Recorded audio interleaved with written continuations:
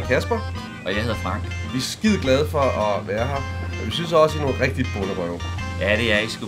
Fordi vi har lavet en film, som vi har brugt rigtig meget energi på. Og så hører vi faktisk, at der er nogen af jer, der sidder med telefonen til. Hvilket gør os virkelig, virkelig rasende. På den anden side, altså, så fed den her biograf heller ikke. Så for min skyld, der kan I bare køre løs, bare tekst alt det, jeg har lyst til. Vi er fuldstændig ligeglade. Vi er ude af landet, vi har tjent vores penge. Ja, det er klart, at hvis vi hører, at en af jer har en telefon, der er åben, så vil jeg hente min 10 liter benzin og gå ud og hælde det ud i foyeren og antænde hele biografen, så I alle sammen simpelthen brænder inde. Så hej hej. God film.